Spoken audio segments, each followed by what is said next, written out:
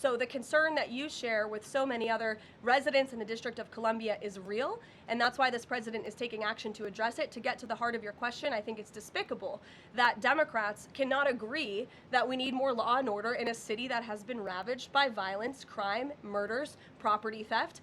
This should be a winning issue for all Americans. I don't understand. It's just anything President Trump does, the Democrats want to disagree with. I think the president would love to work with Democrats on this issue to bring law and order to America's cities, but unfortunately they have failed, and that's why he's taken this historic action to federalize the National Guard. And as you're seeing from last night's numbers, we already have seen success. We are removing violent offenders, we are arresting criminals, and we are removing drugs and firearms off of the streets of the city to make it safer for all of its residents. Just a very quick follow-up to that. Given the heroic actions of a member of this administration just a few blocks from this building, will the president consider giving the Presidential Medal of Freedom to Big Balls? I haven't spoken to him about that, but perhaps it's something he would consider. I'll ask him and get back to you, Benny. Thanks for being here. Gabe. Thank you, Karoline. Regarding the President Trump summit on Friday, why not invite Ukrainian President Zelensky to that summit? I know the president said yesterday that he's planning to speak with him right after the summit and even before, but why not invite Zelensky, and whose decision was it to not invite him? Was it the president or was it President Putin? Well, this meeting came about because the president of Russia asked the president of the United States to meet through his special envoy, Steve Witkoff, who, as you all know, traveled to Russia to have a conversation with Putin at his request. And so the president is agreeing to this meeting at the request of President Putin. And the goal of this meeting for the president is to walk away with a better understanding of how we can end this war. And the president said at this podium yesterday when he joined all of you in the room that he hopes in the future there can be a trilateral meeting with these three leaders to finally bring this conflict to an end. But this administration has really used every lever, has taken every measure to achieve peace through a diplomatic solution. And I think the president of the United States getting in the room with the president of Russia, sitting face to face rather than speaking over the telephone, will give this president the best indication of how to end this war and where this is headed. And another question on something that happened yesterday, but I wanted to get the White House response. A judge ruled that the grand jury transcripts in Ghislaine Maxwell's case should not be released. What's the White House response to that? And do you plan to appeal? And what do you tell President Trump supporters who want that information released? We think that decision is unfortunate. Of course, we moved to unseal that information because the president has said he wants to see credible evidence released. As for the appeal process, I would defer you to the Department of Justice for that. Rachel. Thanks so much, Karoline. We're learning that President Trump spoke with Ukrainian President Zelensky. I was curious if you can share any more details about their call, and did Zelensky give President Trump any red lines, any non-starters ahead of this summit on Friday? Look, I don't want to reveal the private conversations between the president and President Zelensky, but what I can tell you is that the president has deep respect for all parties that are involved in this conflict and are trying to bring this conflict to an end. After Special Envoy Witkoff returned from his meeting with President Putin in Russia, his first phone call was to President Trump. And President Trump's first phone call was to President Zelensky and to our friends in Europe to keep everybody in the loop about where the United States can see moving the ball forward to end this conflict. And so we continue to be very much engaged with President Zelensky and the Ukrainians, but also our allies in Europe as well. And then just one more for you. How does the president measure success coming out of this meeting? The president at times has suggested that Putin might be tapping him along. Is he prepared to walk out of this meeting if he senses that Putin is not serious about ending this war? I think I just answered that question for you and what the goal and the expectation of the meeting is. And I won't jump ahead of any hypotheticals, and I'll leave it to the president to speak to all of you after the meeting, which I'm very confident he will. Steve. Is he optimistic that a deal will emerge from this meeting, or is he simply going to listen? I think this is a listening exercise for the president. Look, only one party that's involved in this war is going to be present. And so this is for the president to go and to get, again, a more firm and better understanding of how we can hopefully bring this war to an end. Caroline, how did you settle on Alaska as the site for this? So there were some other sites being discussed.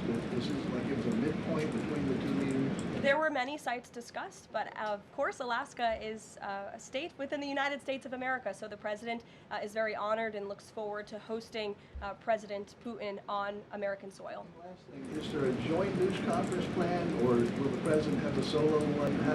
What sort of scheduling stuff? Yeah, the mechanics and the scheduling, Steve, are still being ironed out for Friday. We're working with our Russian counterparts to put those plans into action, and of course we'll keep you all apprised on the logistical details of Friday as soon as we get them. Charlie? The president said at the podium yesterday twice that he was planning to go to Russia. Was that a verbal slip-up, or does he actually plan to go to Russia? Perhaps there are plans in the future to travel to Russia, and on Friday the president will be meeting with the Russian President Vladimir Putin in Alaska, as you know. Phil? Last week, the president said the CEO of Intel was highly conflicted, seeming to cite his past investment with Chinese companies that were doing business with the Chinese military. Yesterday, he called his meeting with that CEO a success. So what can you tell us about what the Intel CEO said to President Trump that changed his mind? The president put out a statement that you cited, Phil. I will leave it at that.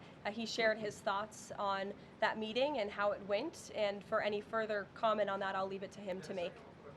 Will the Bureau of Labor Statistics continue to put out monthly jobs reports? Well, look, what I'll tell you about the Bureau of Labor Statistics, I believe that is the plan, and that's the hope, and that these monthly reports will be data that the American people can trust. As you know, the Bureau of Labor Statistics has made massive revisions after the last several points reports that they have put out. And there has certainly been a decline in the quality and the reliability of data coming from the Bureau of Labor Statistics, and there's been an increase in revisions. And this president and the administration is finally tackling this problem that so many have talked about, and the president is actually doing something about it. We need to restore new leadership that we can trust. As you know, the president has appointed someone new to take over the BLS, and so we need to look at the means and the methods of how the United States is acquiring this very important data, and all of that is going to be done, and the goal, of course, is to provide honest and good data for the American people to make very important economic decisions on. Thank you, Michael. Thank you, Caroline. Two questions, if I may. The president has talked about land swaps between Russia and Ukraine. Vladimir Putin says he wants Russia to hold on to Russian-occupied territory in eastern Ukraine. Is the White House at all concerned about the messaging that potentially giving over or allowing for Russia to maintain its occupied territory in eastern Ukraine, what that might say to other U.S. adversaries like China? Look, right now, the President of the United States has done more to end this war than his predecessor, Joe Biden, who allowed this war to take place. This war, don't forget, happened at the result of the weakness and the incompetence of the previous administration. And so the president inherited this conflict, and he is determined to end it. And it's a very complex and complicated situation. As for the details of the plans that have been kind of tossed back and forth, I won't get into those, and I will let the President of the United States discuss those plans with the President of Russia, with our European allies, and the President of Ukraine, Zelensky himself as well. Sure, go ahead, in the green. Thank you, Caroline. As far as the policing and security operations in You D.C., speak up. is there a timeline? Do we know what success looks like? And is it going to last longer than 30 days?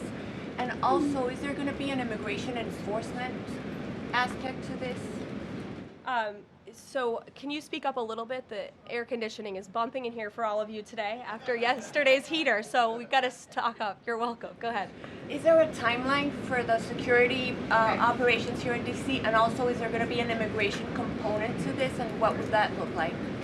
Look, if law enforcement officers encounter a criminal in this city, and they are an illegal alien, of course the appropriate measures to detain and deport that individual will be taken, as they should.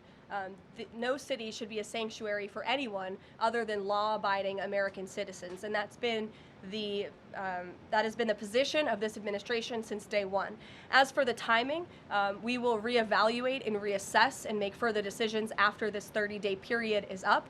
But within these 30 days, our entire focus is making sure that this is the most efficient operation possible, and that we are removing as many criminals from the streets, and we are cleaning up D.C. as best as we can, and working with the Metropolitan Police Department to do that. I know the mayor just spoke several several minutes ago, I was watching her on television, and she said that an increase of law enforcement officers on the streets will be helpful to deter crime in this city. And we look forward to working with these brave men and women of the Metropolitan Police Department to remove criminals off of our streets and to keep law-abiding citizens in the district safe. Josh. Thank you. The President weighed in on Jay Powell again today, you might have seen. He said that he's considering allowing a major lawsuit against Powell to proceed because of the, quote, horrible and grossly incompetent job he has done. Can you tell us about that? What lawsuit is he talking about? He's considering a lawsuit, and I won't speak on it any further. I will allow the President to do that himself. Is it fair to say the administration is considering suing the Fed chair over this renovation? That's what the President is saying. Has he had discussions with anyone about this, or is this just like how advanced is this right now? At this moment in time, the President is considering a lawsuit against the Fed, and I will leave it to him to comment further on it. Tamara, go ahead. We talked about, yesterday we talked about the NVIDIA chips deal the President has struck as well, AMD, the 15% stake that will go to the government. Do you have any detail on how that came about? The President said he asked for 20% from NVIDIA. Did he make the same 20% ask to AMD, and or is this something the administration is looking to do with other either chips or products, going forward? Is this a model it wants to build on? Well, look, right now it stands with these two companies. Perhaps it could expand in the future to other companies. I think it's a creative idea and solution. The legality of it, the mechanics of it is still being ironed out by the Department of Commerce, and I would defer you to them for any further details on how it will actually be implemented. But again, this was another idea of the President and his brain trust on his trade team to try to, get good deals for the American people and the American taxpayer. The report that China is discouraging use of the H20 to some companies. Since this, we're reporting that overnight there was private guidance sent to companies not banning the chip but urging them to steer away from it. I wonder if you have any response to that. I haven't read the report. I will, and we'll get you a comment on it. Tamara. Thank you. Last week, the meeting with Putin was sort of described potentially as an opportunity for a deal. Now it's a feeling out. Has there been a shift in expectations within the White House or an effort to temper expectations about what success looks like for this meeting? Well, I mean, look, I think both can be true, right? The President has always said he wants a peace deal. He wants to see this war come to an end. But this bilateral meeting is a bilateral meeting between one party in this two-party war, right? You need both countries to agree to a deal. The President is accepting this bilateral meeting with Putin on Friday, and I will let him speak further to it after it concludes about how he felt it went.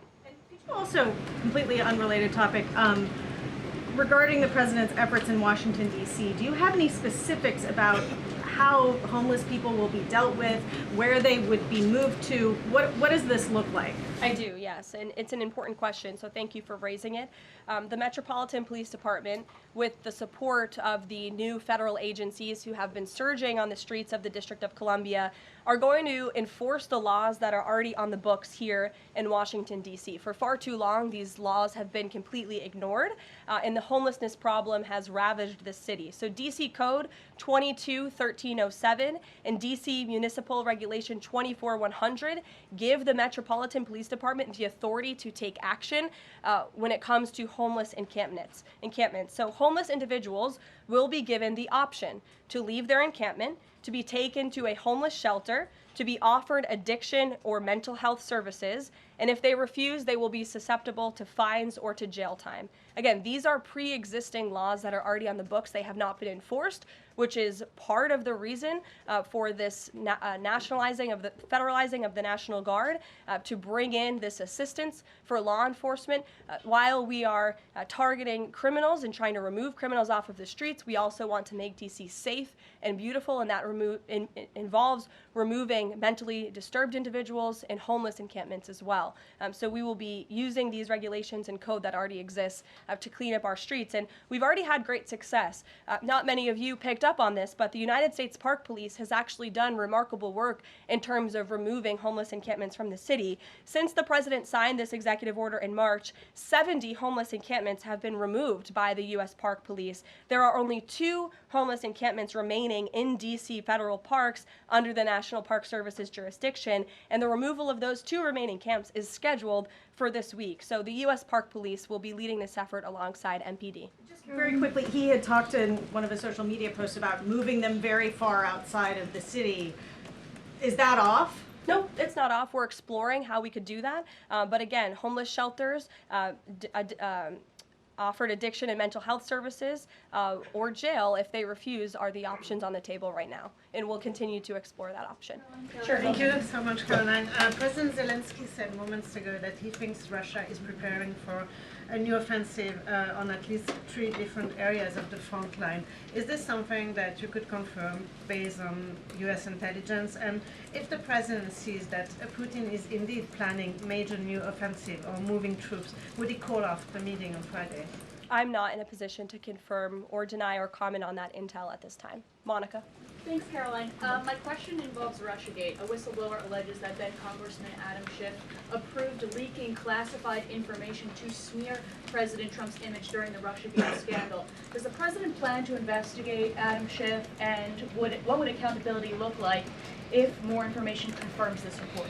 The president has already said he wants to see Adam Schiff held accountable for the countless lies he told the American people in relation to the Russiagate scandal. I brought Tulsi Gabbard out to this podium to talk to you about all of that, and this administration is taking accountability very seriously. As for this new FBI whistleblower report, I understand Kash Patel last night declassified a 302 FBI document showing that a whistleblower who is a Democrat, a career intelligence officer who worked for Democrats on the House Intel Committee for more than a decade, repeatedly warned the FBI in 2017 that then Rep. Adam Schiff had approved leaking classified information to smear then President Donald Trump over the Russiagate scandal.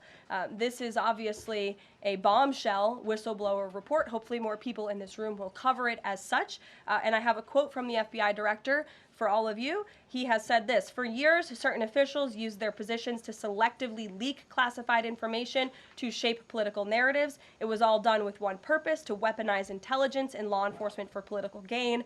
Those abuses eroded public trust in our institutions. The FBI will now lead the charge with our partners at DOJ, and Congress will have the chance to uncover how political power may have been weaponized and to restore accountability." That's what the administration is focused on, and hopefully we'll see some more media reports on this whistleblower allegation. If this were reversed, if this were allegations against the president or any of these cabinet officials, I'm sure everyone in this room would cover it as such. Elizabeth, go ahead. Thanks, Caroline. After yesterday's action to federalize the D.C. police, is the president still interested in working with Congress to end the Home Rule Act? It's something you talked about in the past. Senator Mike Lee has a bill on it. Is that something he's still interested in? The president is very much still interested in working with Congress to address many of the issues that have plagued Washington, D.C., such as the cashless bail policy, which has been a complete disaster for the city. Juvenile delinquency is another major problem in the city that Congress can address. So I know Congress is on recess right now. When they get back to work to Washington, this president looks forward to having these conversations with our friends on Capitol Hill so we can work with them to make D.C. safe and beautiful again. And again, we encourage Democrats to join us in this effort. Perhaps their approval ratings would move up a little bit if they did. I saw a new poll today. Democrat approval rating is at an all-time low, 32%. If they could just stand by the basic notion of law and order, perhaps they would see that tick up a bit, and we welcome them to do that. Dasha. Thanks, Caroline. President Trump yesterday at this podium indicated this, so has NATO Secretary General Mark Rutte, that in order for peace to happen, it is very likely that Ukraine will have to cede some land to Russia. Zelensky has repeatedly said no land for peace. That's not going to happen. Has this administration communicated to Zelensky that he's going to have to change that position? Look, I appreciate your asking that question in a different way than your colleague Michael in the back. I don't want to get into the details of these negotiations and these discussions that have taken place out of respect for where we are right now, and I'll let the president speak on it further if he wishes to. One more about Israel. Sure. I know the president has had a call with Prime Minister Netanyahu recently. Netanyahu is planning to seize the remainder of Gaza City. What is the administration's position on this move by Israel's government? Look, this is an incredibly complex and complicated war that, again, was inherited by this president, by his predecessor, Joe Biden. October 7th was one of the worst days in history. We saw innocent people slaughtered, murdered, kidnapped by Hamas terrorists. This administration has taken extensive time and effort and resources since Inauguration Day in January to end this conflict. We have given many flexible arrangements backed by Israel to Hamas, and unfortunately, Hamas has never agreed. Looking ahead, I will let the president speak on where he sees this going, but this is, of course, an incredibly complex and complicated situation. The administration has made our goal clear. We want to see this conflict end. We want to see the hostages released, and we've tried. The president and his national security team have given extensive effort and time to doing that. With how Israel has used those resources and the assistance that you've provided? Look, I'll let the president speak on the further actions that Israel may or may not be taking. Alexander, good to see you. Good to see you as well, Caroline. Thank you. The Kremlin is expressing interest that Friday's meeting will move beyond just terms to end the war into improving bilateral relations. There's talk over how they're interested in potentially restoring direct flights between Russia and the United States. Is President Trump open to those kind of peripheral conversations, or is this directly focused on ending the war in Ukraine? I think this conversation on Friday is focused on ending the war in Ukraine as far as the president's perspective goes. Those conversations, I think the president is interested in having, but his main priority right now is ending this war and to stop the killing that has gone on for far too long. Caroline. You're welcome. Caroline. In the back. Go ahead. Yeah, two questions on the economy. So first, we've had small businesses tell us that it's not foreign exporters who are eating the tariffs, it's them. And they've held off on raising prices, but soon they're going to have to raise prices. What is the White House's message to them? The White House's message to our small business owners across the country is you have never had a better ally or friend or supporter in this White House than President Donald Trump, who is a businessman himself, who understands your concerns and who wants to restore wealth back to our country through the powerful use of tariffs. And that's what he's focused on doing, while simultaneously driving down costs. You have to remember, we are 6 months into this administration, and we had a president who had no business experience, had no idea what he was doing, and who funneled billions of wasteful spending dollars into our economy, which created the worst inflation crisis in a generation. Now this president is focused on tackling inflation, deregulating, cutting costs, cutting red tape to make it easier for small business owners to thrive. And again, the economic indicators show that we are moving in the right direction. In January, when this president showed up to the White House, the 6-month annualized core inflation rate was 3.7%. Today, 6 months later, the 6-month annualized core inflation rate is 2.4%. So we are trending in the right direction. Moving forward, since President Trump took office, for another 6 months, inflation will be tracking at 1.9% at this trajectory. You look at grocery prices, they fell, energy prices fell, fuel oil fell, ship fares fell, propane fell, butter, margarine, eggs, non-prescription drugs. You go through the list of items that are falling. And then I would also point to that report this morning showing that small business optimism has reached a 5-month high. So look, we inherited an economic mess from the previous administration, but this administration is focused on fixing it every day. And part of that is signing the largest tax cuts into law to put more money back into the pockets of these small business owners. Just on the BLS, they collect the inflation data, obviously. If the jobs data is not reliable, should Americans trust the inflation data? Well, look, the jobs data has had massive revisions. We want to ensure that all of the data, the inflation data, the jobs data, any data point that is coming out of the BLS is trustworthy and is accurate, which is why the president has restored new leadership at the BLS. Sure, go ahead. Yeah. Okay. Hi. Thank you. Hi. Gavin Newsom has said that California is going to sue in response to the government's demand for $1 billion from UCLA over the DOJ's anti-Semitism findings. Newsom has called this extortion and ransom, so I'm wondering what the White House's response is to Newsom on UCLA. Bring it on, Gavin. This administration is well within its legal right to do this, and we want to ensure that our colleges and our universities are respecting the First Amendment rights and the religious liberties of students on their campuses, and UCLA has failed to do that. And I have a whole list of examples that I will forward to Gavin Newsom's press office if he hasn't seen them himself. Brett. Caroline. Thanks, Caroline. What was the reason that President Trump chose to move on from Billy Long as IRS commissioner? Look, I think the president wants to see Billy Long as the ambassador to Iceland. As you know, that is where he will be headed. And the president loves Billy Long, and he thinks that he can serve the administration well in this position. For now, Secretary Scott Bessent will be the acting IRS commissioner. Timeline for announcing a new pick? Go ahead. Thank you. Oh, Ed, go ahead, but wait, then in the back, yes. Go in the back first. Go Okay, ahead. sure. Thanks, Caroline. One Ladies foreign first. one foreign policy and then one domestic question, if I may.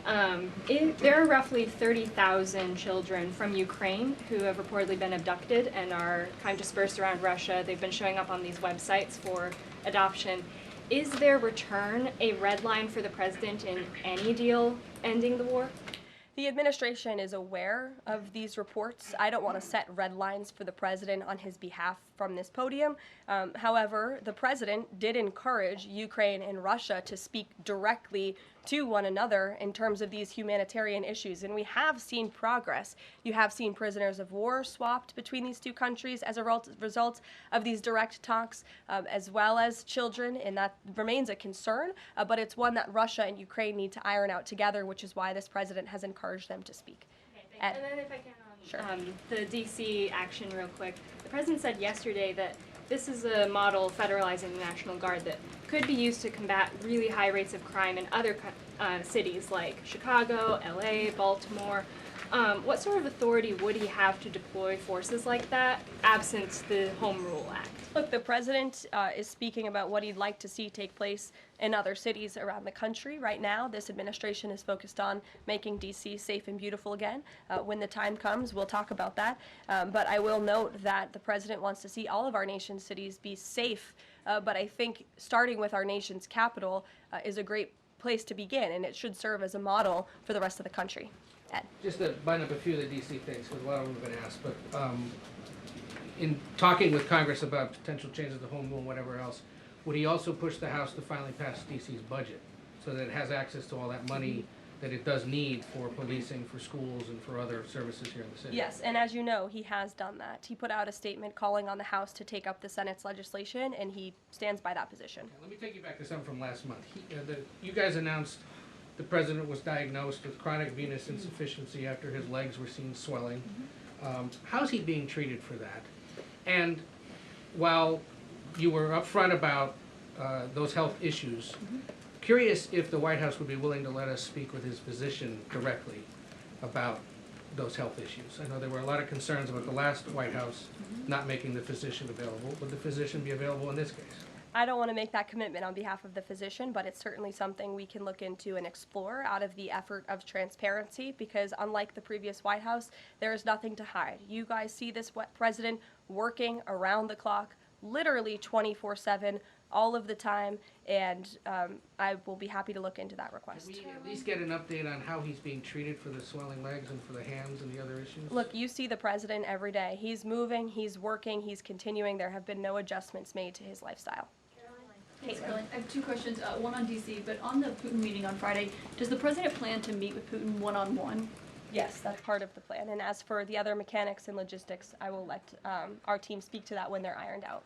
And on what's happening in D.C. with the federal takeover, what we've heard from the mayor and the police chief is that their understanding is there has been no change in the leadership structure. In the White House's view, who is in charge of the MPD right now? If you read the executive order, it will tell you. The leadership structure is as follows. We plan to work with the Metropolitan Police Department, but ultimately the chain of command is as such. The President of the United States, the Attorney General of the United States, our DEA Administrator, Terry Cole, who is now serving ahead of the Chief of the Metropolitan Police Department. They will be working together. Nope, Terry Cole, as you heard from this briefing room yesterday, is in charge of the Metropolitan Police Department, and he's working with the chief to ensure that law enforcement officers are allowed to do their jobs in this city. Caroline? Yeah, thanks, Caroline. I know you said earlier the hope is to maintain monthly job reports, but the president's new nominee for BLS Commissioner E.J. Antoni recently told Fox Business that the BLS should suspend issuing monthly job reports and only issue quarterly reports until the jobs data methodology is corrected. So does the president disagree with that assessment that his nominee is said there, or suspending these monthly job reports a real option? I think he floated the idea of possibly suspending until they can get the data and the methodology in order. And this president wants to ensure that the BLS, again, is putting out accurate and honest data that the American people can trust. Since you brought up the new commissioner, he holds a master's and doctor's degree in economics from Northern Illinois University. He's the chief economist in the Heritage Foundation's Center for the Federal Budget. And in addition to his work at Heritage, he has multiple other roles. He's been widely renowned for his work on economic issues. He's been called before Congress to testify as an economic expert. So he's a qualified individual, and the president trusts him to lead this important department. I think a couple more questions. Sure, go ahead.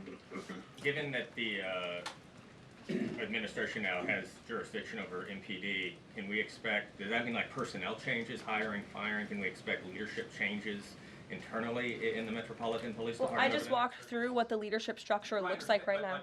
Within the uniformed police department, right? I mean, does that mean that the Attorney General, others kind of have the ability to make those personnel decisions? I would imagine it means they have the ability. As for any changes, I'm not tracking any. Again, we look forward to working alongside the Metropolitan Police Department, and we did that last night successfully, and we hope we can do that for the next 29 nights.